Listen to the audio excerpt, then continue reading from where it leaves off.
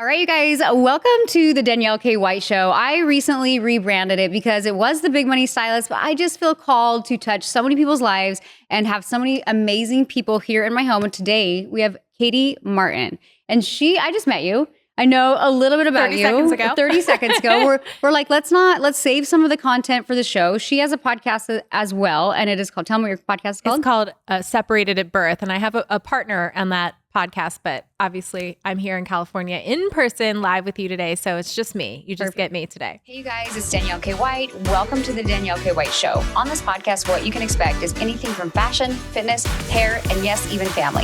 I'm the creator of Natural Beta Real Hair Extensions and Isla Hand-Tied Hair. But what I'm really passionate about is sharing other people's stories, how they went from the pit to the peak, how entrepreneurs build the success that you see online today. So definitely tune into this podcast for a good story and a little bit of fashion and a little bit of hair and beauty mixed in.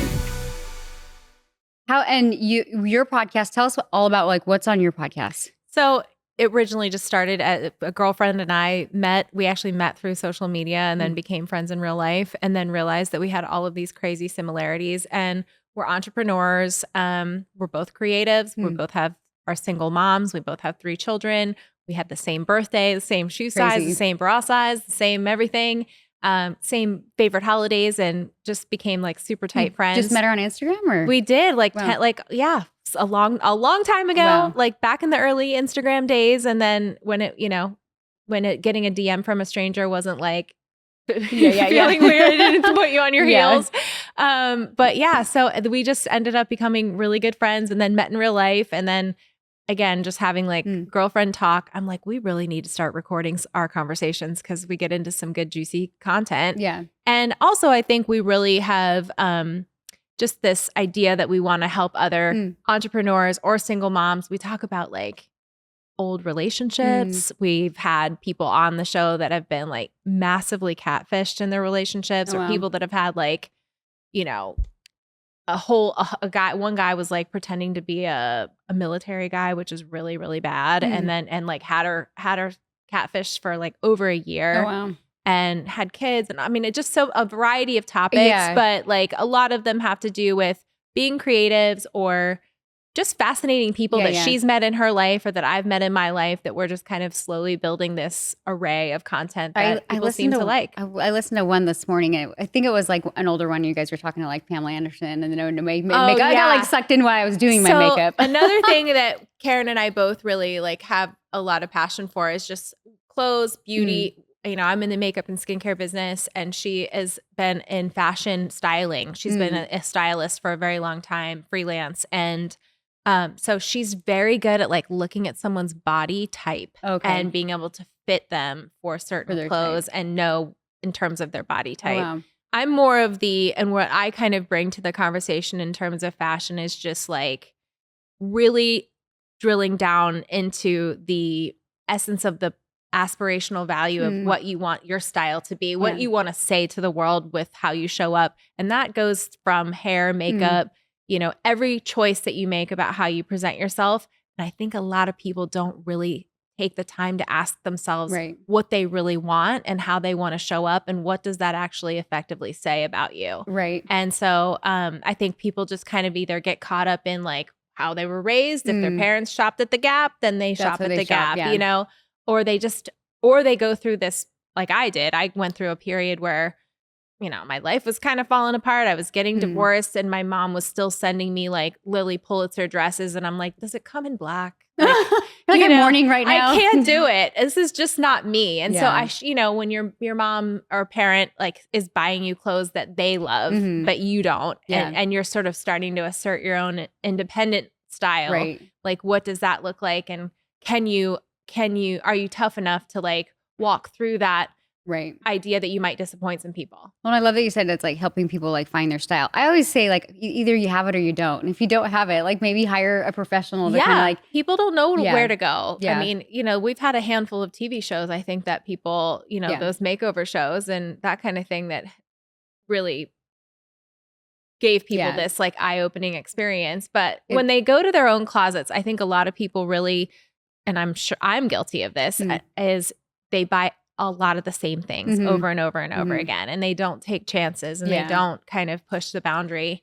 And they might like have like a Pinterest board that looks a certain way, Right. but then they go to their closet and it's all the just safe old it's all sweatshirts. Lululemon. Yeah. Actually, I'm not gonna lie. I have a drawer you open. My daughter goes, "Why do you have like 75 pairs of Lululemon pants?" I'm like, I don't know. It's a coping method for me. It just makes me feel day, safe I and open good. it, I have a pair of pants, I put them on. So I want to kind of dive in a little bit to your story and kind of tell the viewers, you know, your mom, you got divorced. Is this what, when you started kind of your business, your entrepreneurial spirit? Like, I've been a creative my whole life. You know, from a very early age, I was adopted, but I was raised by beautiful, loving parents that were very like non-creative. Like my mom was my very mom traditional, or yes, my dad ran like a wholesale distributor, like a company. So he was just, you know, suit and tie every day and managing a lot of people. Oh, wow. Nothing creative about it, just like numbers and business, and did very well, and super proud of him. And my mom was a high school business teacher. So she taught like business and accounting and business law. And she was my typing teacher when I was in the 7th grade, you know, when you actually typed on typewriters. That's how old I am. So yeah, I was like, I remember that also. So. Right? So it came in handy. But so when they were wonderful. I had the best childhood, never wanted for anything, just like a small town America, grew up in Western Pennsylvania. But I was like, you know, a gypsy to them. They were like, what the hell are we going to do with this girl? Because I just wanted to color all the time and like sing and perform and do every creative thing I could get my hands on. I was an athlete and, you know, went to college and went to Penn State University, ran track there for a year. It's interesting. It's very interesting. I think when you're 18, 19, 20 years old, how you feel called to do certain things. Like I should have been an art major. I should have taken every advantage and, you know, taken photography classes and painting classes and all those things, but I didn't. I took like bench metalsmith jewelry making. That's what I did for my art credits. And but I didn't, because I was like, I'm an athlete. People think that the artist community, they're all emo kids and like they're going to hate me and I'm not going to fit in with them. Yeah. And so I stayed away because I didn't feel like I would be accepted, which looking back was so stupid. So, but I think, I don't know, I'm kind of an advocate for like, if you don't really know what you want to do, don't go spend a fortune on a college education until you know what you want to pursue. Yeah. Up until then, it's a waste of money. So in any case, I did sports. I did sports. I was an athlete and then, you know, graduated, but I never really wanted to work for the man ever. Like I just didn't have, and I didn't have fear around making my own money. Yeah. And so from the jump, like I really just made my own money. So I started because I had taken, you know, a bunch of art credits that were bench work, jewelry, metalsmithing. I thought, well, maybe I'll be a jeweler someday. So I did a lot of that. I sang in a band for 7 or 8 years. Oh, really? And so I would sing at night, and during the day I would like work on my business. And that turned into picking up a camera because I needed to photograph all of my work. When you're charging a lot of money for something, you have to show every little detail and aspect of it. And I needed to teach myself how to do that. Because outsourcing things at that time wasn't a thing. It really wasn't a thing. Like we barely had Facebook. So, you know, we're going to trade with people just to make it by. I'm like, how do I call someone up and then send them all my pieces and then have them photograph them? It would just be so much easier and faster to do all that in-house. Yeah, I can figure it out. And so I started picking up a camera. And then when I had my first son, I just wanted to take pictures of him all the time. So wait, when did you get married? So I got married when I was like 27. Okay. And yeah. And I had my first baby at 30. Oh, okay. So yeah, we had a little time in there that I was still like singing and doing the jewelry thing. And you always kind of had your own like business going on. I always did. I always did. The only time that I ever like worked for someone else, I worked for an interior designer after a move, and I had like, you know, had to kind of leave my business and go get a job, but I loved working in that space. We worked on these fabulous homes like this, and it was like amazing making all these creative decisions and spending other people's money to do it, which was amazing. It's so fun and so fulfilling to watch something go from like concept to reality. So that still kind of scratched the creative itch in me. And so you're doing all this. You had your first baby at 30, and then you have 3 kids. I have 3 kids. Yes. How far apart are they again? They're like 2.5 years Okay. about each. Yeah. Mm. So a 16-year-old, a 14-year-old, Mm. and 11. I have to ask, because you are a mom and you've Mhm. always had this creative personality and this Mhm. desire to create and work. You know what I mean? Yeah. Did you ever feel like, I feel like I'm similar in the sense of like, I always wanted to work, but I always knew I wanted to be a mom. Yeah. And I think it's like, there's this balancing act of like, can you do both? Yeah. I Touch mean, on that a little it's bit. hard. Like, It's hard. Well, so I'm a single mom still. Mm. I've been on my own for almost 10 years. Mhm. So 10 years of being a single mom will teach you a lot about having to make some really tough decisions with your time. Yeah. And the guilt that you feel, working tirelessly to figure things out it'll get you. But I once remember sitting in like a photography conference, and this girl, she came from absolutely nothing. She was presenting on stage. She, grew a nice, big, beautiful, creative business. Mm. And she said to me, or said to the whole room, when you're little and your parents tell you, like, when you grow up, you can be anything you want to be, like an astronaut or a firefighter or a president or whatever you want to be.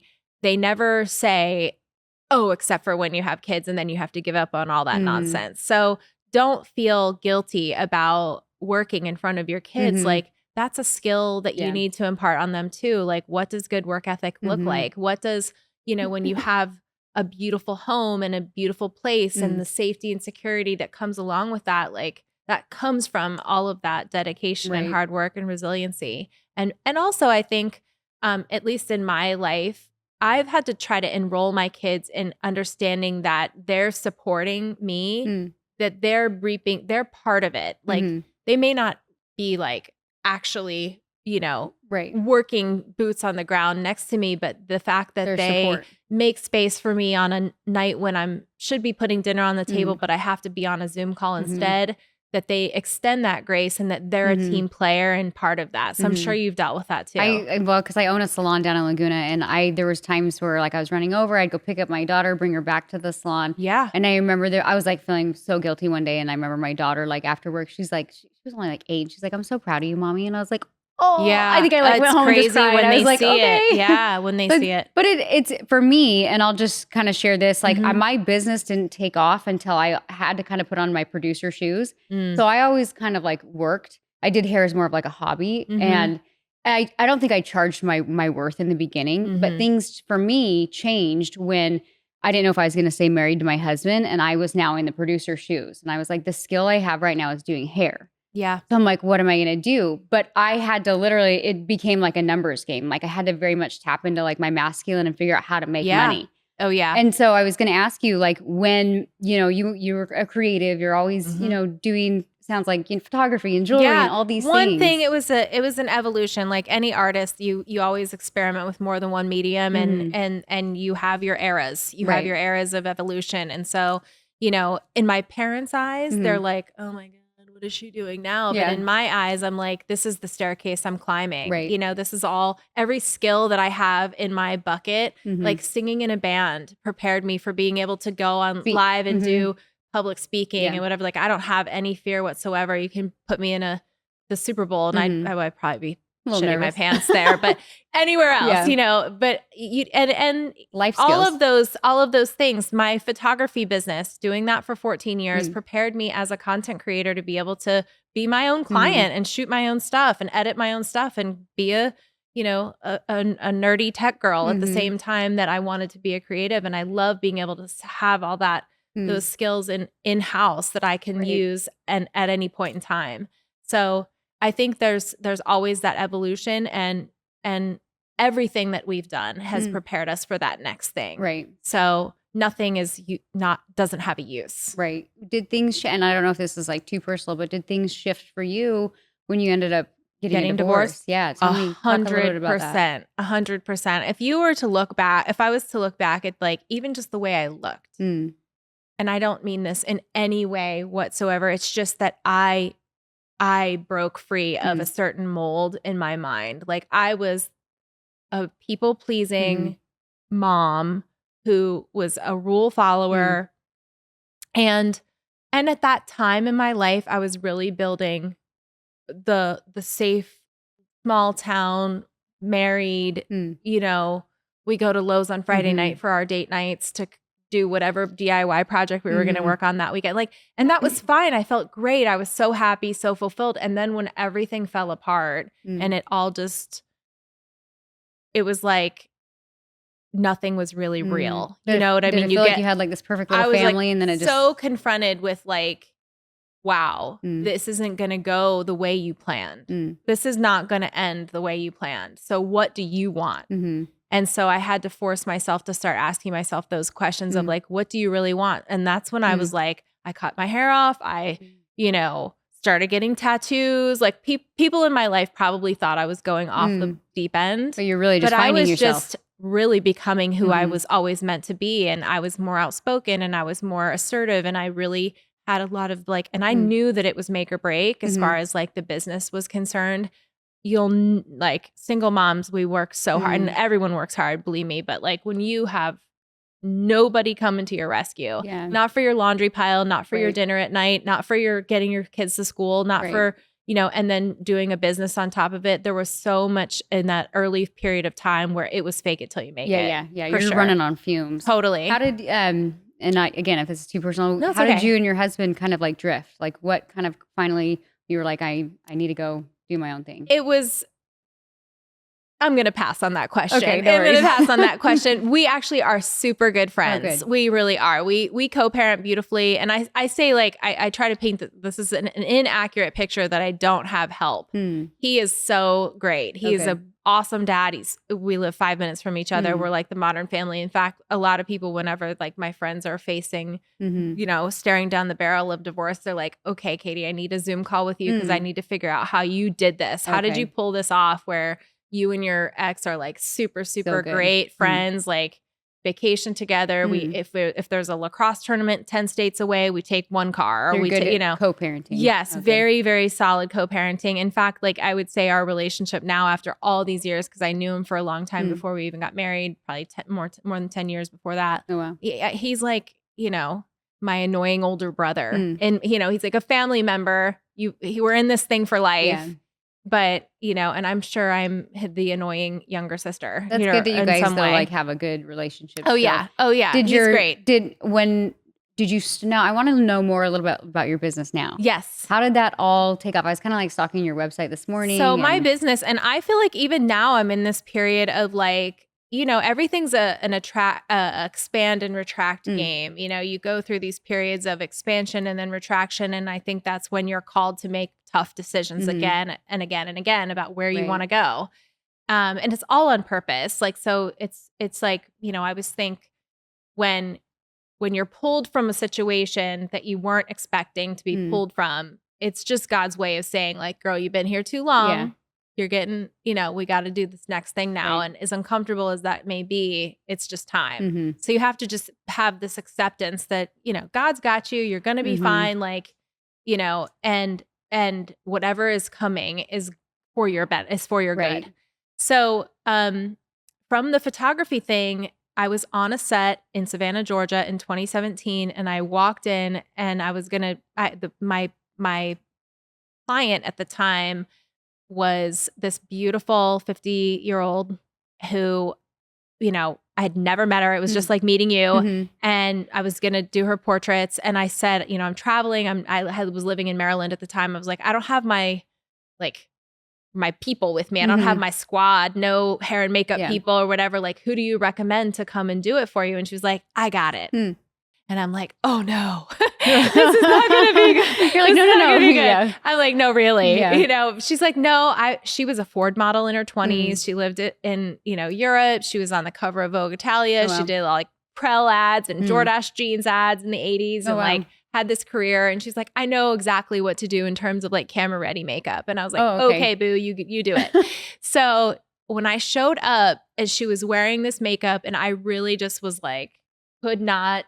I was kind of makeup too. Awkward. Yeah. I was kind of awkward with her about it because I just could not get over how true to life it was. Like, you know what I mean? Especially for like a camera ready look. She looked so fresh and beautiful. Her skin looked incredible. And so of course at the end of it, I insisted her telling me what it was. Yeah. And at that time it was a direct sales company.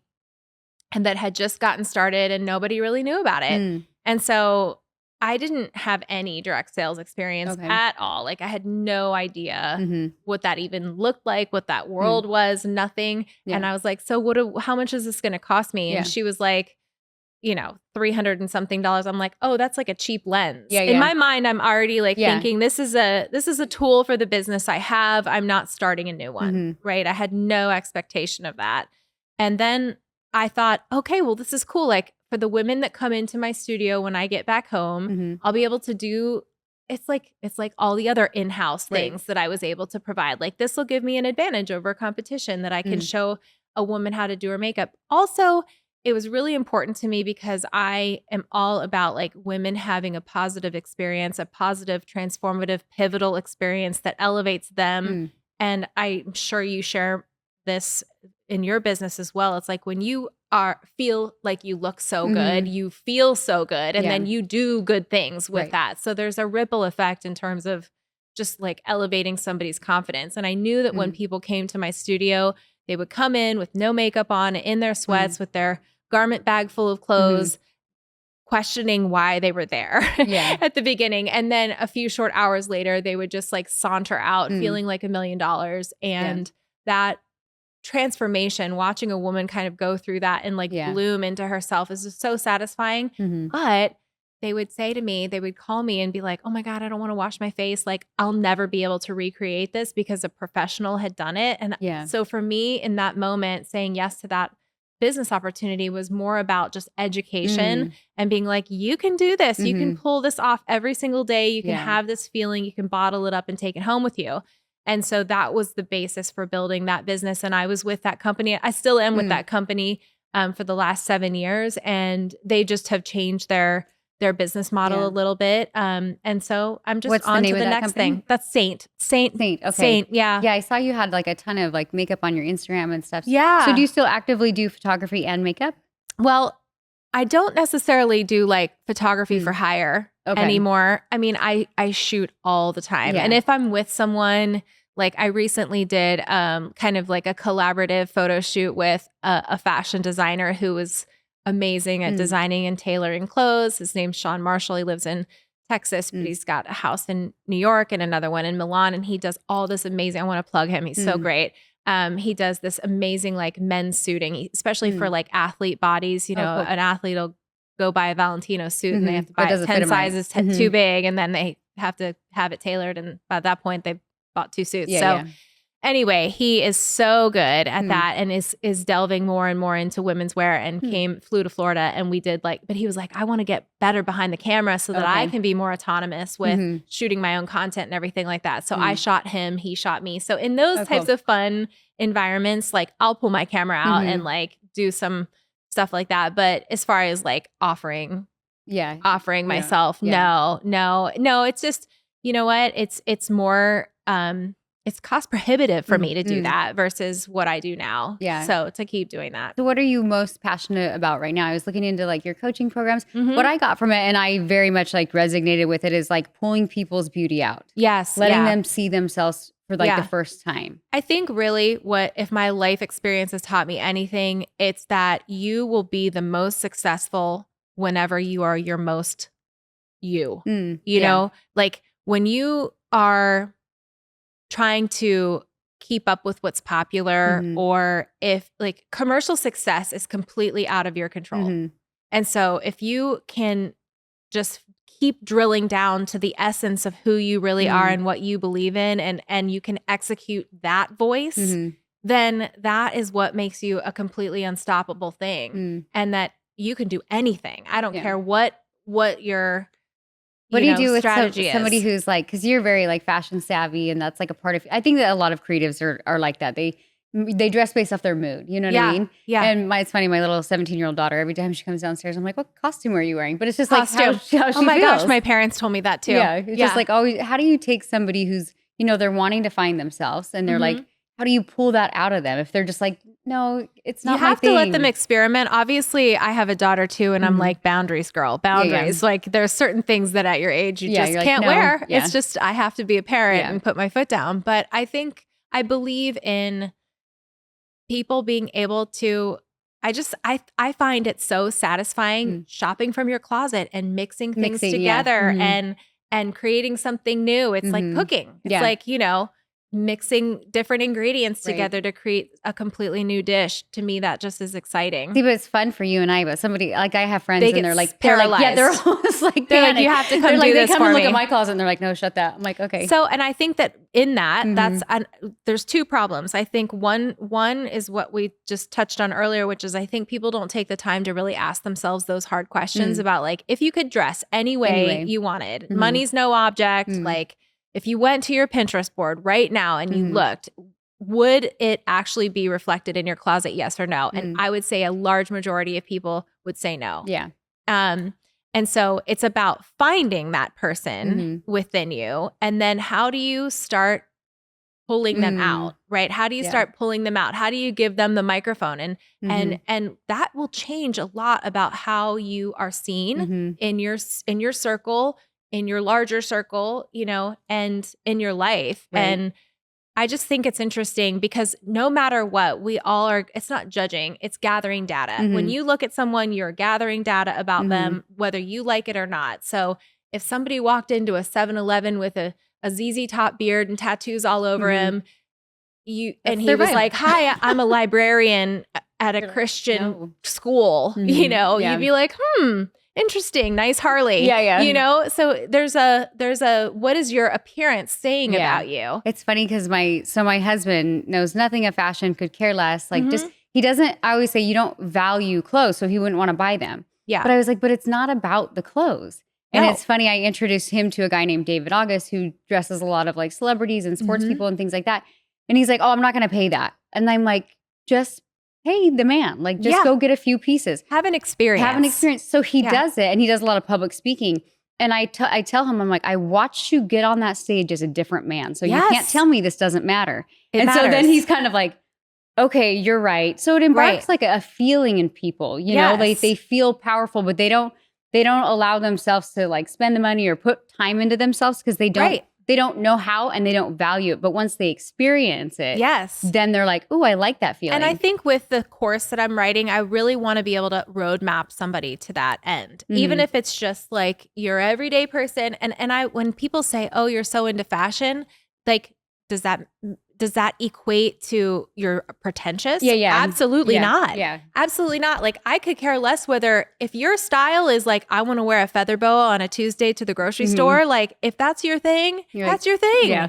Great. We just have to find that thing and then figure out how to get it to you and get it on your body. And that might mean changing the way you do your hair or changing the way you do your makeup and just all of how you show up. Yeah. So you kind of help people pull that out of them. Yes. I feel like I'm the therapy part of it. And then Karen is very, very good at like shopping that and fitting them for that. And, that's where she kind of picks up where I leave Do you guys, I know you do your podcast together. Do you partner up on other stuff like in business? That's coming. Oh, that's cool. coming. That's kind of the plan was to kind of get the word out about who we are in our collaborative effort. And then that is like the plan. So she's styled a lot of people over the years and she's kind of just because of her own life and things that have happened in her life, she's had to pull back in some ways from doing that. And then other times in her life, she's really kind of hit it harder. And I want to see her hit it harder because she's so good at it. Yeah. She's so good at it. She can look at someone's body and in 1 minute be like, oh, if you just put that in a little bit and this, and she's like, I don't care if it came from Target or wherever. Well, fit's everything. Fit is everything. Fit is everything. Yeah, I love that. So how long have you had your coaching programs? I launched them on Black Friday of last year. Oh, okay. So your kind of rebrand is fairly new. Yeah. You were really heavily into the makeup and the skincare and the photography. I thought that was going to be, my forever kind of growth and that I was going to be able to explore these other, pieces of who I am outside of like my Saint world. And then when Saint kind of changed their comp plan, I was just like, okay, I need to figure out what my next step is. And truly, my next step is that. It is that. It's just a survival. I'm in the expand and retract moment of life, which I'm embracing as much as I can. What I loved about your stuff is it's like it is personal development. And people look Yeah. at fashion and nice things and they're like, oh, that's bad, pretentious, like you said. But it's when you get somebody to experience that side of them and they see who they are, Yeah. what else can they do in their life, you know? Right. I feel like my business, and if I had to say I have a calling, I just love watching people blow their own mind. And I think even in the direct sales space, yes, I loved promoting certain products that I believed in and like using them myself, and anything that I really fell in love with, I was happy to share about. But I think for me, being able to be a leader of other women who were in search of some kind of satisfaction or success, or thought that they couldn't do something, or they were too old for, to start over again, or whatever, that they weren't going to have success because of X, Y, and Z, and kind of pushing them along a little bit in the personal development bucket, and then watching them kind of blow their own mind is really the most satisfying thing. Yeah, it's like a transformation. I have a hair academy, and I'll teach a lot of hairstylists, but I teach them my hair extension system. But what I'm passionate about is transforming their lives, like helping them understand, like you're a stylist by trade, but that's not your identity. And so a lot of hairstylists don't really, they believe in themselves, and it's more of like a hobby and this and that. But same thing, like I love when they join my academy, it's like a year program. And I love like the transformation somebody makes when they start having success and all these things. It's like they physically carry themselves different. Like so different. They look like a different human. 10 feet tall and bulletproof. I know. If I look back at pictures of myself, when my daughter was a little baby, I was, I had the Bjorn on and the hoodie and the, running shoes. In mom mode. I was in mom mode, and my hair was different. And like, you would not recognize that girl. No. I don't recognize her. Yeah. I love her. I'm grateful for her. Yeah. But I don't identify with that. Yeah. It was part of the journey. The journey, exactly. Yeah. I know. I was at a training with my husband yesterday. We were showing like some of our very first videos, and we were both like, who's that? Yeah, it's so cool. And you're like, well, she's dead, but it's fine. Yeah. It's part of the evolution. That's right. And you're right. Like, it doesn't matter how old you are. I think people get to this place where, we're in our 40s and they're like, well, I just got to settle with what is. And it's like, no, you don't. No. You can create whatever you want to create. I really also am setting out to like prove to people that, when people feel like their most beautiful years are behind them, that is such a lie. It's such a lie. That will be if you accept that. Yeah. And if you don't accept that, then you can continue to bloom and bloom and bloom and bloom at every age. Yeah. It's interesting because I told you we're moving to Miami. Yeah. And I was like, I'm going to come visit you. Where are you at in Florida? I'm in the Panhandle, so I'm really far. I couldn't be further in the state of Florida. I was like, I don't know. Yeah, I live at the beach. I live in Santa Rosa Beach. It's absolutely beautiful. Like, how far is that to fly or drive there? You'd have to fly. Okay. You'd have to fly. Miami's like huge, just like California. Yeah, it's way down there. So yeah. But it's interesting too, like how you said it, like the happiest, no one's ever like made it. We're always on this growth journey. And no, and for people to think, oh, you've built this big business and you have this beautiful life, you must know what you're doing. I'm sure you wake up and you're like, I'm just as clueless, at certain things. Like certain things you've mastered, and that's beautiful, but like no one has it all figured out. I think that's the hardest part about this journey in life is like you can be the master of something, and then you can get to this place where you're like, oh, but I have to be willing to get uncomfortable and kind of feel stupid again. I love being a student of anything. I love learning about anybody. I mean, I love people, and I love learning about, especially like, people that are successful. I think that's where you want to be. I want to be the dumbest one in the room all the time, I mean, it's scary, but it is scary. Yeah. But I think if you're just be yourself, you can't lose in that situation if you're just yourself. Being authentic. I know when I was teaching yesterday at my husband's class, they're like, what's the biggest thing you can do? Or like, he coaches a ton of entrepreneurs. And I'm like, I said, the part that you guys are missing the mark is you're trying to teach for who you think you are, but you're not teaching for where you're at. So you're coming across inauthentic. Yes. And I'm like, and you're just not there. Oh my gosh. When I first started with Saint, I knew that I think that I would attribute my early success to the fact that I was not going on social media going, well, I'm Katie Martin and I'm a makeup artist, because I didn't know my ass from a hole in the ground. I was a photographer. And I'm like, if someone out there that doesn't know what they're doing is willing to pay attention to me struggle through this the first few times that I do it, and I'm going to pull back the curtain and let them see how it really is going. It makes it relatable. Yeah. They're like, okay. This is a funny story, but I felt like I was finally getting it. and I was on a live on Facebook. This is way back, probably early 2018. I was maybe 2-3 months into the company. Okay. And mind you, I had done my makeup exactly the same way. I had like Mhm. one powder, one pencil. Like Mhm. I had a makeup bag that looked like a pencil kit from my grade school years. Mm. And I'm certain that everything in it was expired. Mm. It was a sad situation.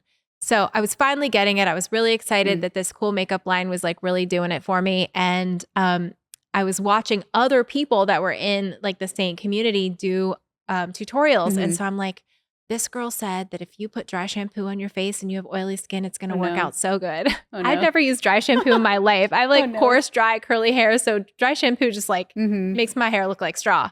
So I'd never even bought a can of it, but I went to Target and I bought like this can of stuff and I had my makeup all done and I'm on a live and I'm like, and guess what?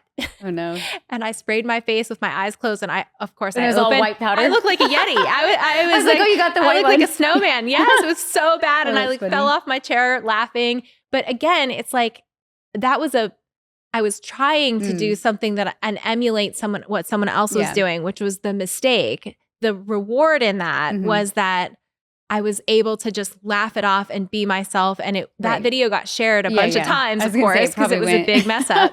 And I didn't care because it was like, hey, I'm learning while I'm earning, you know, and I'm fixing the plane while I'm flying it, truly. Yeah. I think that is what made people want to continue to follow and continue to learn from me because I was like them. Yeah. Do you now with your other programs, it's either you have like 3 different programs. Tell the viewers if they want to know more about your programs, what they are. So the Atman course is about the styling and kind of drilling down to the who are you? Who is the Atman in you? That's the term in Hindu for the self. I was a yoga teacher for a period of time too. That was like part of my post-divorce healing journey. Which I love yoga. It is, I feel like if everyone in the world did more yoga, then everyone would be just nicer. Yeah, we'd have a really beautiful world. So yes, that is what that means. It means the self, the breath, it's the you that only God knows, right? And so if you can unveil that human that's in you or that soul that's in you authentically and accurately, then you will be unstoppable. So that is that course. And then, you know, I've got my podcast. I'm kind of into the Korean skincare game these days. It's been kind of I think now that I'm 46 years old, I'm paying more attention. I'm a little late to the party, I'd say. You know, I should have been doing this in my 20s and 30s and giving a shit more about my skin, but I am now. And so that's been a fun journey of like learning about skincare. And these Koreans, man, they've got it going on. They know what they're doing. I know nothing about makeup. I use the same stuff every day. Yeah. And again, I'm just a student. So I'm learning and I'm kind of, I joined this company in March and I'm starting to kind of find my feet. I'm here for a conference for that company just to learn a little bit more about it. And, you know, it's nice to have, you know, your hand in a few different cookie jars. So, so that's kind of, I'm still with Saint. I'm still, you know, an advocate of they're a beautiful company. They have a beautiful mission. They support and they do a lot of charity work with fostering in the United States and stuff like that. So I mean, there's nothing bad I could ever say about them. And you're in modeling still too, right? Yeah, that was a crazy thing that I didn't see coming. Are you still doing that right now? Okay. Well, I just signed when I was 45. Oh, wow. Which is really crazy. Wow. Really crazy. How did that happen? It was so crazy. So a girlfriend of mine lives and works in New York. She's been in entertainment forever. She, you know, has people that she just friends of hers that this gentleman who's my agent now, his name's Gary. He's amazing. He's such a great guy. And he was with Wilhelmina for a really long time. And so she was just having lunch with him one day. She and I had gone to Fiji together. And so we had spent like 2 weeks traveling and whatever. So I was just on her mind. Yeah. And she was downloading at lunch with Gary and being like, hey, I was just on vacation. Like, how's the Wilhelmina book in the 40 plus category looking? Oh, wow. How's the portfolio these days for that? And he was like, why? And so she just whipped out the Instagram and he was like, oh, she's super fierce. Like, that's cool. You know, I work out a lot. So I try to keep myself kind of fit and healthy. And I think at this age, at 45, you know, having representation of somebody that's very athletically built in a modeling agency is kind of a niche. So, but I also will say this, I think for about a year from the time she had lunch with him, my energetic valve for it was off because I really don't feel like I was in a position that I felt like I deserved it. Mm. Right. I was like, I'm a photographer. Like, I'm not a model. Yeah, you're like, I'm like not I behind the- couldn't yeah. own that at all. I'm like, I'm 45 years old. Like, that's never going to happen. I was showing up as the thing that I try to teach people to not do, which is to say, oh, you're too fill in the blank for this. And so no wonder it didn't happen. And I just kind of sat and chilled for about a year. Nothing. I had a Zoom call with them. And then all of a sudden, like a year later, Rachel just calls me and she's like, Wilhelmina's sending you a contract in like a couple days. And I'm like, say what? I was at brunch. I'm like, what? And so then had they been like following you, and then they're like, why I guess. I mean, Rachel was just like, this is show business, baby. This is, some things just take time. They just, you know, it was never like a dead deal. It just took some time. Okay. And then Gary, after 17 years, left and went to another agency, and I went with him. Oh, okay. So I'm with one in New York. Yeah. And how does that work with modeling? Just whenever they book it is tough for me because I live in a weird spot. So I can't just like go on a go see. Yeah. You know, I can't just like pop downtown and go on a go see. So usually whenever work comes up, they have to, you know, email me and see if I'm available. And then it's a lot of like just mail in stuff. It's crazy though. I love that you're sharing like you know, I think women, they get to their 40s and they have this like story of like, okay, well, you're in your 40s, like whatever, like you're now starting this modeling career. Yeah. You've got this new business going. Yeah. You have kids. I feel like there's all these little irons in the fire. And for me, I think and I'll be very vulnerable and honest here. And when I say it's difficult to have too many fires going at once and not be mastering and like killing it at one. Right. Lisa and I were just having this conversation driving here about, you know, when do you start to edit and be very, very focused and diligent about and I think that when you're in discovery, discovery is beautiful, but don't get caught in discovery too long because then you're just discovering, and then you're never ascending into the next place. And so I'm at that spot right now where I'm like, I could be great at this, or I could be great at this. And I have to decide which one for me. It's not about the money. It's about where you want to spend your most valuable resource, which is your time. And that is like when you look at your kids and you're a single mom or a working mom and you say the time that I'm spending away from them has to be so worth it. Right. Has to be so worth it. And that actually makes the decision pretty easy. Yeah. Just learning, like having those boundaries and building at the same time. I would say I'm in a little bit of a discovery again. Yeah. It's like, I built my hair business, but I'm kind of like, it's like I want to do more in the personal development space, but I'm kind of in this place where I'm like, I don't know where it's going to go. Cause I coach hairstylists, you know? Yeah. So I'm just trying to like broaden my personal brand. And it's like sometimes you have this like calling to go. So I want to know, like, take me back to like the very beginning of, you know, you're newly married. Did you have your business first or did you have kids first, or what was the order of that? So, well, I met my husband when I was 18, got married at 20.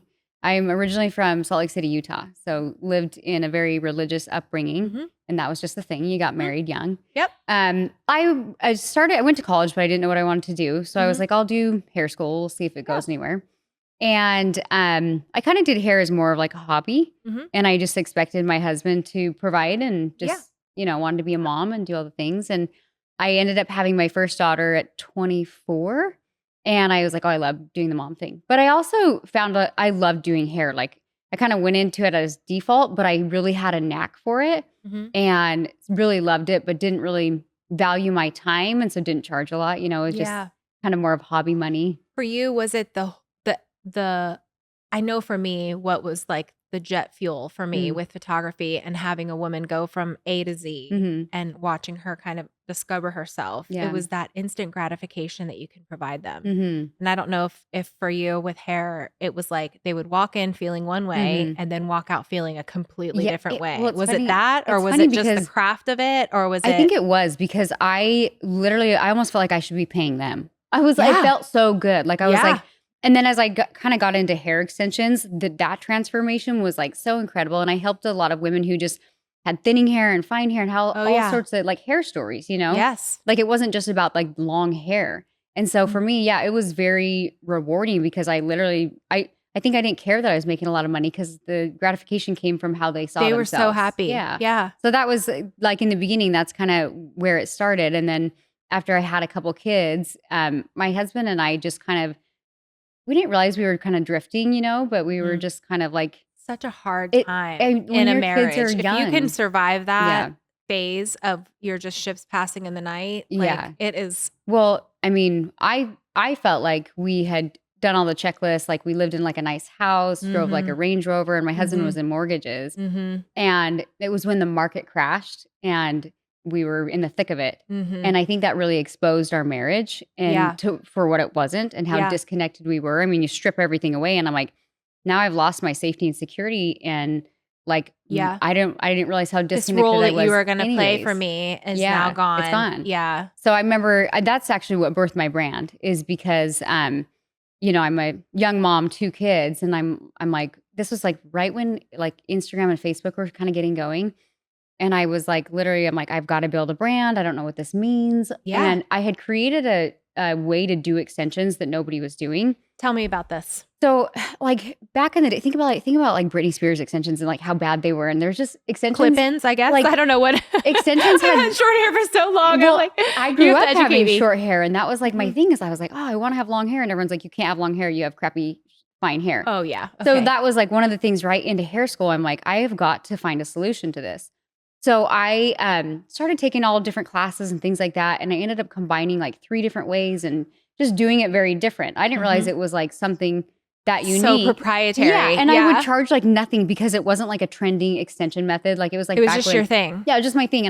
But of course I didn't like see how valuable it was. So I was just like, yeah, give me $30 and I'll like so bad.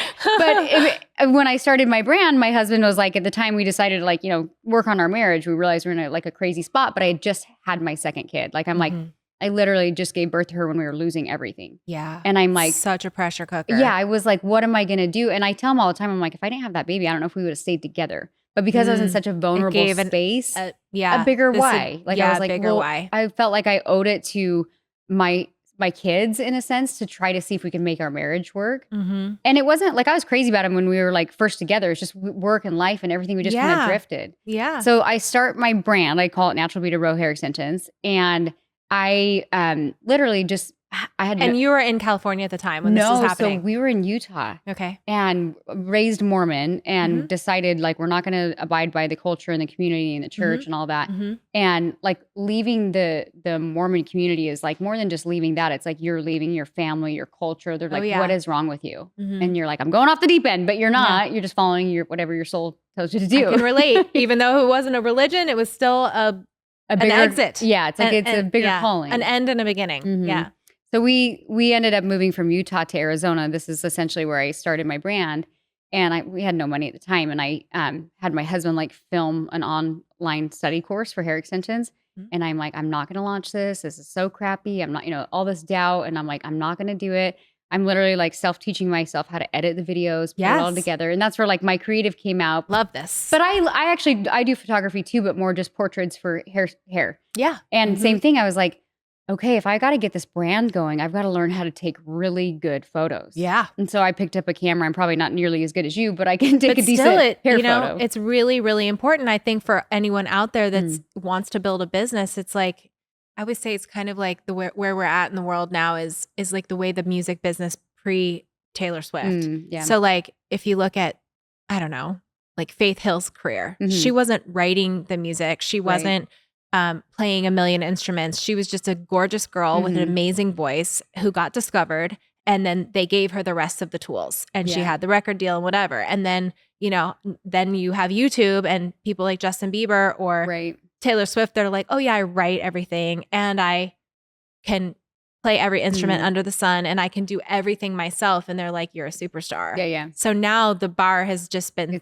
reset. And so it's like everybody that's in business has to be a content creator. It's like college athletes now with the NIL. They have to be content creators because they have to build brands to market themselves in addition to going to school and getting an education and being great athletes. So but I think it is a lot of pressure, but I like that it is kind of like a package. So like I wouldn't be who I am today if I was just the hairstylist. If I only had the trade of just and you were doing hair, outsourcing everything else. It's beautiful. It wouldn't even have been like born into my authentic brand. But the people that survive it and really are successful are the ones that are hungry to do that and will. Yeah. Because a lot of people won't. Yeah. I mean, for me, I felt like I didn't have a choice. I was like, okay, my husband was still trying to figure out himself.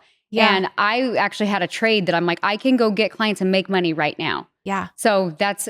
And, like me, I was a struggling single mom, like getting Starbucks once a month was a treat at that time. But I was like, I'm going to go open a studio with rent money I don't have. And I'm going to hire an assistant with money I don't have. And I'm going to look successful so that I can be successful. And I'm going to go work my ass off. And I'm going to figure out every aspect of this business. And it's like people that have the guts to do that are the ones that are going to survive to the next day. Right. At least. I mean, and the next and the next. It's hard in the beginning because you're like, I don't know where this is going to go, but like, I just have to figure it out and go. Yeah. And it's cheaper to DIY it. And so that is beautiful. It's probably hard. And maybe you can relate to this in the beginning when you're kind of like, you don't feel qualified, but you're like, I got to ship it anyways. Yeah, that's right. And so it's like, that's literally where I started. So you started this education portal. Was it on YouTube? Or you didn't release it? I started on YouTube just like talking about hair and that to try to like get people to engage and get clients to come to me. Yeah. And at the time I was flying back to Utah every 3 months and doing hair so that I could take photos of my hair and then market in Arizona where I lived. And then I'm like, okay, well, maybe I can sell education. So that's when I created my own little online course. That is the foresight of that's like knowing that Uber was going to be a thing before Uber. Right. Like education is so now everybody's got a program, but you saw it. You saw it first. Well, I saw that first. I don't know if I did or my husband did. He was just like, "We're going to shoot this course. We're going to load it into here, and people are going to buy it." And I was like, "Genius! Why would they buy it?" But what's funny is I doubted myself, and I almost didn't launch it. I was like, "I'm not going to do it. This is not professional. This is janky. This is crappy."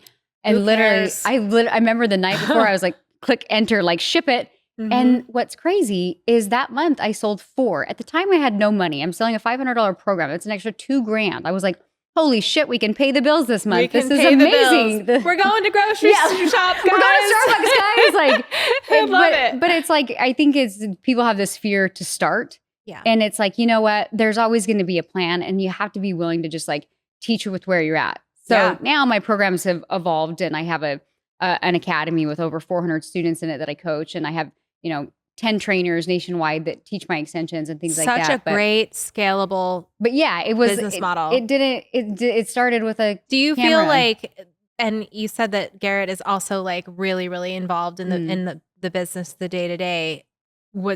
How is that like working with your spouse? Well, so he has his own company called Wake Up Warrior. It's like a men's coaching program. And he would do these like crazy boot camps forever ago called Warrior Week. And he doesn't do that anymore because it was like literally like... Was he a military guy? No, but people would always ask him that. But he did these crazy boot camps. And I was like, babe, this is getting dangerous and we're going to get sued. Like you should not do this anymore. So now he has a ton of different programs that he offers. But while I was building my business, he was building his. Yeah. And there was some overlap in terms of just like marketing and shooting and editing. It was more like he would try something and be like, this worked, you should try it. Oh, okay. But no, I very much kind of like built my brand in the beginning and he built his. And it wasn't until like I finally, his stuff started to really take off and he was doing big events. And I was like, can you come over and help me do big hair events? Yeah. And he was like, yeah. So we started doing hair events with like 500 artists and teaching them extensions and all this. And it started to take off fairly quickly. But it was hard because we were still kind of like working on our marriage and like patching things together. Yeah. And I got so overwhelmed that I kind of like just was like, you take it on for a while. But then what's crazy, and you'll like this because of everything you do with helping people find their brands, is when I handed it to my husband, I'm like little feminine, like very hair and beauty. Yeah. And his message warrior is warrior. Yeah. So I'm like reading some of my email letters that are going out. It's like, this is not your grandma's hair event. And I was like, oh gosh. I was like, it really went south. Like my voice is gone. Like it went, so it went from like, pretty hair and things to all of a sudden I was like, oh, so then I kind of came back in and really like added the element of like both of us together. Yeah. So he does step in and help me when I need him to, because I have 4 daughters and I very much love being a mom. And sometimes I'm like, I need you to come be my cleanup right now. Yeah. But he very much does his own business and I very much do mine. And I have a team that helps me do everything.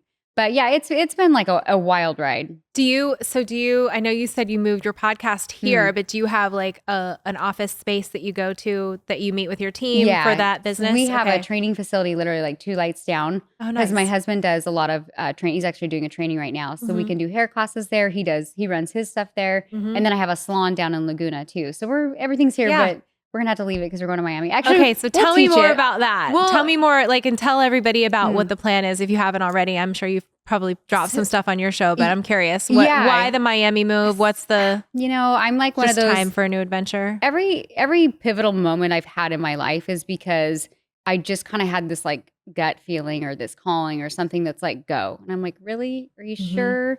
And it's, I feel like if you kind of ignore that, it just keeps coming up and it's for everybody to grow and evolve. Yeah. It's like your higher self saying like, you're not done. Yep. So for me, I felt like I had gotten to this place in my marriage where we repaired it. It was good. We had more kids. We were happy, but I felt like there was kind of like a hole missing. Like I was like, I got this beautiful house and we rebuilt our life. And like, I made it. I did it. I can stop. I can stay right here. And even with everything we have, I'm like, oh my God, we're supposed to do it again. Yeah. You're squirrely. Yeah. And so that was literally the conversation. I feel like I'm having these same feelings that I did when I first moved to California 10 years ago. And I'm so glad we moved here. This is where we grew our family and our brands and everything. Yeah. And so now I'm like, over dinner one night, I was telling my husband, I'm like, now don't hate me, but like, I think we're supposed to move to Miami. And he's like, really? And we had this like very connected, like spiritual conversation. And he's like, let's do it. And I was like, well, why don't we put our house up for sale? And if it happens, then it's meant to be. Yeah. These houses don't move. Like there's people that have been selling their house in this neighborhood for a year. Wow. These homes right here, they don't move very quickly. Yeah. The first people who came in to look at it gave us a cash offer. That's amazing. It's like, okay. There's your sign. I think doors open when you say yes and when you listen and lean you've got to open those energetic valves. Yeah. So that's kind of that's our next adventure is heading down there. So are you going to keep the Laguna salon and everything? Keep everything? I think we're going to keep all the training facilities because my husband does a lot of virtual stuff and so do I.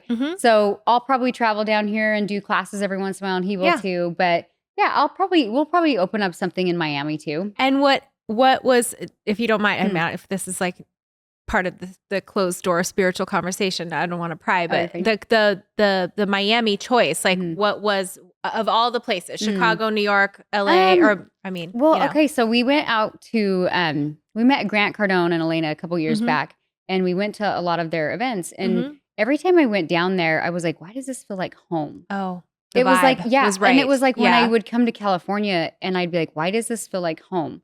And so I kind of ignored it at the time because we just got this house 4 years ago. And this was 2 years into living in this house. I'm like, I told my husband, I'm like, maybe we'll have a second home in Miami. I don't know, like when our kids are older. Yeah.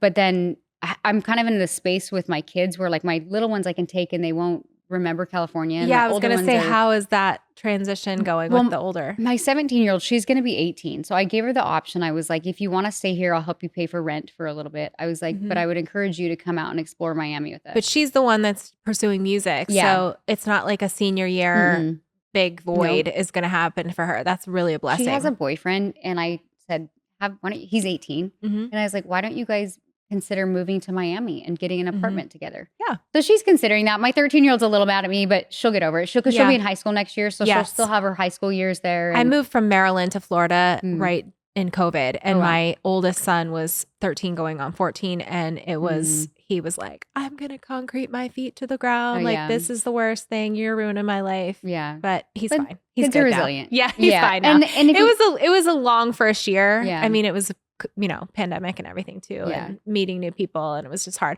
Luckily, Florida was like wide open. So they went to school every single day, masks on, but they went. And that was a saving grace because if they had no opportunity to like meet people, they would have hated me. Yeah. So but I think ultimately it's like you have to do what's right for your family. Yeah. So the kids might hate you for a minute, but you're like, I know this is where not only I'm supposed to go, but I feel called for my family to go. So. I feel I have no regrets. And I was in the same situation where I was just very squirrely and very like needing to start a new chapter. And honestly, COVID kind of provided the best backdrop for that, because it was like, okay, the world's ending. Like, let's go. Yeah. What are we doing? Yeah. Are we making it count? You know? So it was just the right time. And where did you move from when you moved? I lived in the Eastern Shore of Maryland. I lived Okay. like, if you saw Wedding Crashers, it was filmed where I live like on the Chesapeake Bay there, like outside of Annapolis. I lived there for almost 14 years, and all my 3 kids were born and raised in the same house for like, you know, a long, long time. Yeah. So the first 13, 14 years of their lives. And so it was a big change for them. Yeah. But I'm originally from like Western PA. Okay. So, but that's kind of where we settled down and started our family. And your kids like it now? Yeah, they like it now. And we moved, like, you know, like I said, my ex-husband and I are like great friends. And yeah, so he moved. So with he's you. like 5 minutes away. Oh, cool. Yeah. Modern family. In fact, the house that he bought a house, and then I was building a house. And so I ended up having to like stay with him for like the first 9 months of us being there. Oh, really? Because it was COVID and like everything was out of stock and like everything was delayed in construction and everything. So it was just like, yeah, he had to put up with me again. Yeah, you're like, sorry, it'll just be for a minute. Yeah, it was good though. But yeah, no, we have a good setup. So what would you say to people that like, whether they're let's just talk to an entrepreneur in terms of what you're trying to do. So well, I know your niche is hairdressers, but we're breaking out of that, right? We're breaking that mold. Like when you say, these are the things that have built my business and my brand, like the lessons or like if you had to coach yourself up again, what would you say? I think that don't be stuck on a plan. I think in business, a lot of times it's like you get so stuck on like, hey, this is what we're doing. And if it's not working, you've got to restructure it. Yes. I even in owning a salon, I've had to restructure my salon so many different times. And you know, although I coach a lot of salon owners, it's like don't keep something just to save face. Yeah. Like if it's not working for you, you need to shift and change it, because ultimately it's your vision. And also I think it's important to just be able to like understand there's going to be seasons of hustle that are going to be really ugly. There's these painful growth, but when you get through it, you're like, oh, okay, I can endure that again. Yeah. So I think it's important because like people will see me and they think I'm like I work all the time. And I'm like, I'm actually in a season where my businesses are very much running themselves. And I'm kind of stepping into mom mode. Yeah. But I had this, that's why I always joke around. I had that 8-year gap because it was like getting up, going to the salon, dropping my kids off. Like I'd come home and they were in bed, you know? Yes. And there was so many times, and I'll just share this quick story. There were so many times I would come home after, because I'm not as much behind the chair anymore. I'm more like into education and that kind of thing. But there was this period of time where I would like literally drop my kids off, come home, they'd be in bed. Then I'd go inside, work on my blog, my marketing, my emails and all that. Oh, it never ends. And it never ends. And I remember thinking at that point, my husband's business started to have some success. And at that point, I'm like, you need to just be a mom. You're being selfish. I remember thinking that. I'm like, literally, it's like 11 p.m. at night. And I just like fall to the floor and I just start sobbing. And I'm like, why am I doing this? Why am I'm just going to let my husband take care of us now. You know, my brand had started to take off, but I was busting my ass. Yeah. So I was like, okay. So as I'm sitting there, like just sobbing, it's just like this calm came over me and it said like, you'd be selfish to quit. And I was like, oh. And I remember that like it just stung. And I was like, okay. But what came out of that specific night is I was like, I need better boundaries, because I'm like, hey, this mom guilt thing is real. Yeah. And so if I was to speak to, you know, entrepreneur women, like allow yourself to have success, but create boundaries in doing so. Oh yeah. Because it's great advice. We think that we have to burn ourselves out in order to have success. And women are way better at delegating and setting boundaries than men are. And so I think that that's so important to understand. And it's like after that night, I fired all my Saturday clients. I was like, I'm only working on these 3 days, and these 3 days I work on my marketing. And I just created boundaries overnight. Yeah. And what's crazy, the minute I did that, like my revenue doubled. It's amazing. It's funny. I coach a lot of the women that I'm still in the direct sales space with. I love coaching them on their personal development pieces. And I'm like, in business, it's all experimental. Like you have to be experiment, be curious. Don't like, attach yourself so deeply to the result of every single thing. It's all just data that you're collecting. However, when you're experimenting so much, and that's beautiful, but you are boundaryless in doing that because you're just like throwing every log on the fire that you can find to just keep the thing lit. That's a desperation move. That's not an abundance mindset. Yeah. So boundaries are an abundance mindset. I love that. Believe it or not, even though you're you make smarter moves. Paring down is actually giving you more. Yeah. Yeah. Amazing. And I love that. I think even inside of like now, like I want to take my business to the next level, but I learned so much that I'm like, okay, but I'm still going to have these boundaries of when I do it so that I can raise my family. And I think like, I love that you just said that because you're thinking more clearly. You're like, no, this is what my time is worth. I also think that creatives, and I'm sure you feel this way too, or business owners, we need some time to be quiet. Like you don't have good ideas when you're chasing and multitasking. You have great ideas whenever you're really taking that time for yourself. It's like they always say, oh, why do I have all the best ideas in the shower? It's because you're not doing anything else, So I think that's critical. That's mission critical. And we feel selfish as business owners to take that downtime to just be and think and go for a walk and, let yourself dream and imagine and be creative and think about what your next step is. What is your creative time? When do you do that? Oh my gosh. And I say this and because I'm coaching myself right now too. I would say that the days that I don't have my kids and they're at their dad's, I do try to prioritize taking some downtime for myself and just being quiet. Also just the time in the gym. I work out at home mostly. I have a very well-equipped home gym. I did all of that during COVID. I was like, if we're never going to see the inside of a gym again, I'm going to go buy everything I can.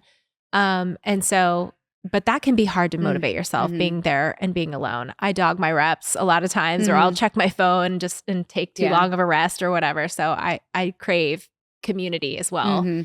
But I think that quiet time also gives me time to think and, but I can, usually it's like driving. I have a hard time scheduling it. Like I'll schedule times when I'm like want to write copy or something. I'm like, I'm just not in the mood. No, driving. It's always a seizure. It's always an entrepreneurial seizure of some kind where you're like, dang it, where's my notebook? Or I'll, voice note myself or something like that. But it's always in the quiet time. It's always when I'm by myself. It's never when I'm with people. I always need a little bit of pressure. I'm like the worst procrastinator ever. And like I'll have an afternoon where I don't have anything going. But I wait till 5 o'clock when I only have an hour left before I grab the kids. I'm like, why did I had all afternoon? The same. I waited. It's people like us that are successful have work well under pressure. So we actually give ourselves that pressure. Otherwise, the content's better. You're like, okay, I've got 1 hour to create this or whatever. That's right. But. So when you say I want to take my business to the next level and you're moving to Miami, what does that look like?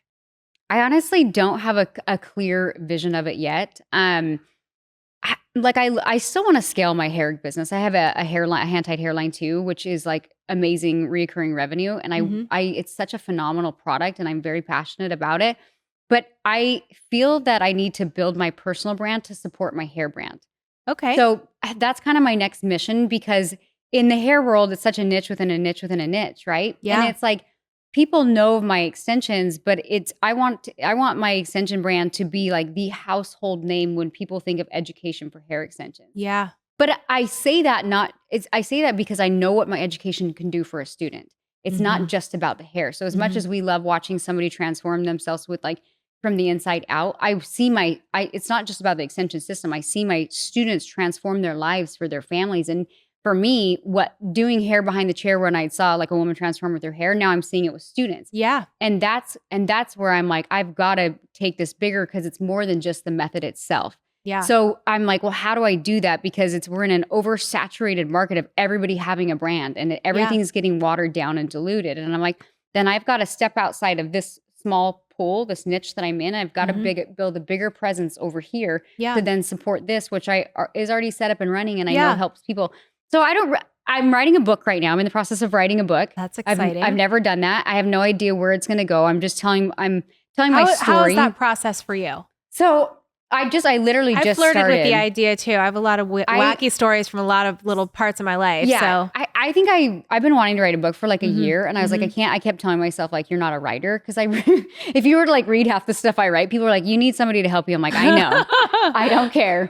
And so for me, I'm like, I'm not a writer. I'm a storyteller though. And so I decided to go the route of hiring a ghostwriter to help me because my brain is very much artist, like here. That's good. Yeah. So I want them to help organize my thoughts into like a beautiful message. So it's going good. I literally just started. It'll probably take me till next spring to finish it.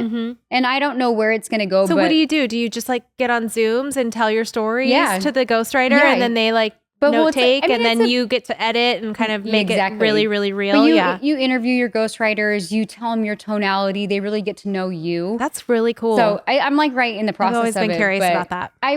It's not that overwhelming too. If you feel called to write a book, it's a 2-hour call once a week. I'm like, I can do that. That's easy. So, oh my gosh. We'll have to talk off camera. I'll give you my people and you can I'm curious because I have like a lot of chicken scratch notes of like this story and this story and this story. And I'm like, but how do I make them all work together? Yeah. You know? Well, I'll give you their information. At least entertain it. I think for me, it was like one of those things I said it was going to be too hard. And then when I entertained the idea, I was like, I can do that.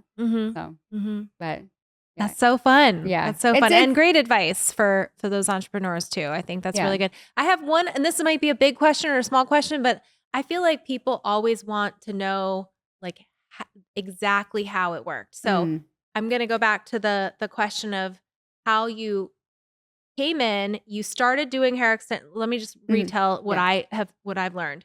You started doing hair extensions in a way that no one else was. It was just what felt right for you. And then you started recording videos showing people how to do that. And then you monetized the course. And then the course became sold through just a website, or did you go like boots on the ground to different hair salons and teach that?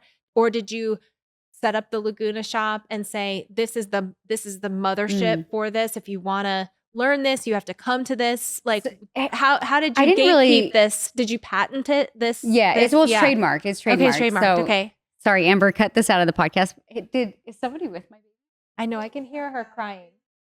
Okay, good. I was just like, did somebody have her? I was like, did you just lock her in a room? I know. I can hear that poor child. My mom vibe had to kick in really quick. Okay, cut that out. So that's a great question. I think a lot of times people want a clear path of like how to step by step do it. For me, I started with the online course, and then it's funny. I said I wanted to start doing classes, right? I'm like, I should do small group classes. That seems easy. So I like social media was kind of alive, but not really. So I started talking about it on, I think, YouTube. And anyways, this is funny. I launched a class on my website and I sold one ticket. It was supposed to be a group class.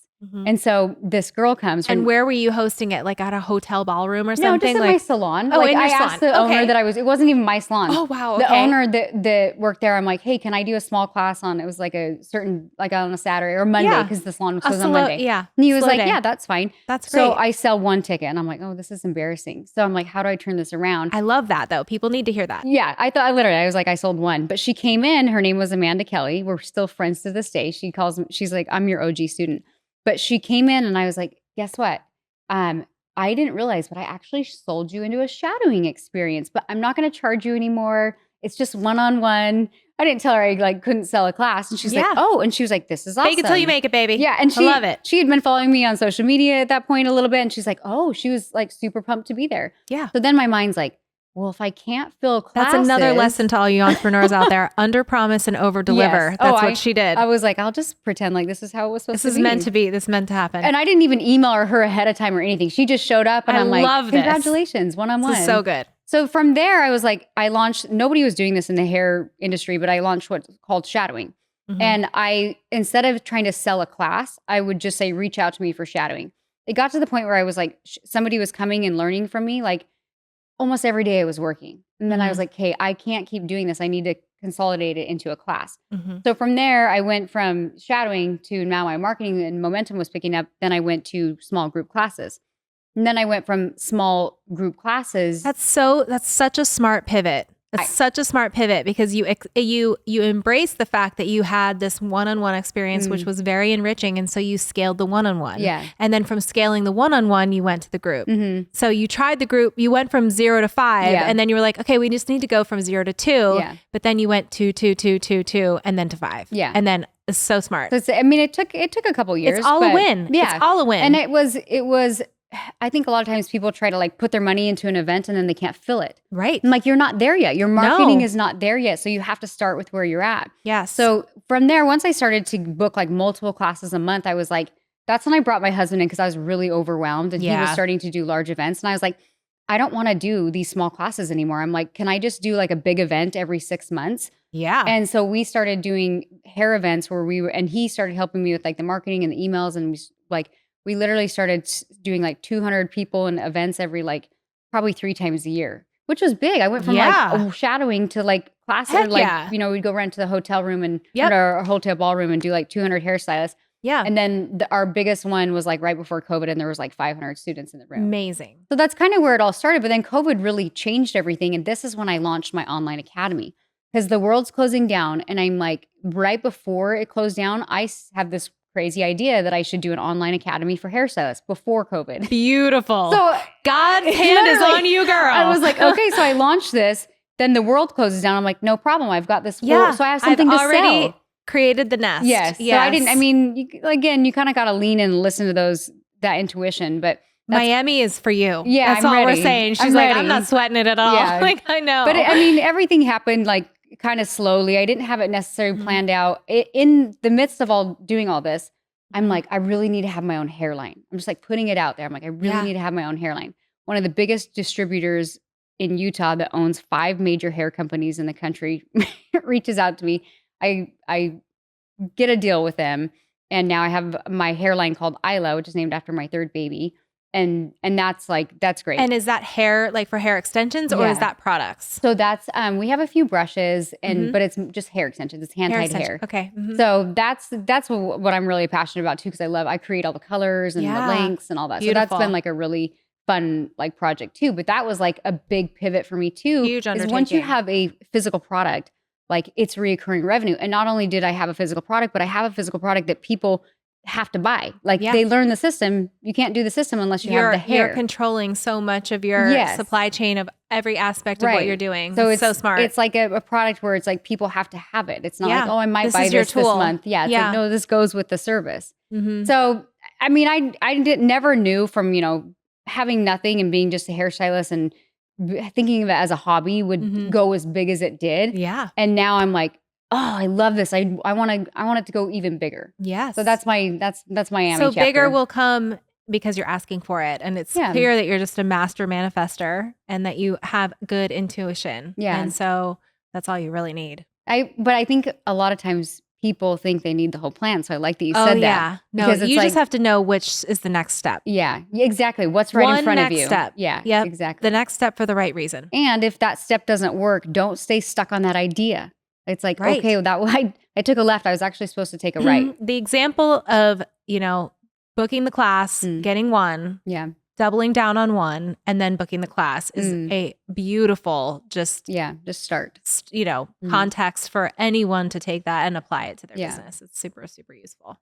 I feel like we could we're just like hanging out. We could keep go and go. It'll be cocktail hour before we know it. So this podcast, you guys, is going to be on both of our podcasts. On both. Yes, this is a mashup. It's a remix. So tell people where can they find all information about you? So if you just go to katiemartinstudio.com, it'll take you to everything. Social profiles, the podcast link is there. I mean, it's pretty much a one-stop shop. So Katie Martin Studio, I would say, is the master hub. And your Instagram handle is just Katie Martin Studio as well. Yeah, Katie Martin Studio. So, all right, you guys, if you are resonating, what about you? Oh, yes, I'm on your podcast. Plug yourself. Okay, so I have a blog. It's just called Danielle K White. That has information. I love fashion, family, fitness, all the things. It's like everything I love is on there.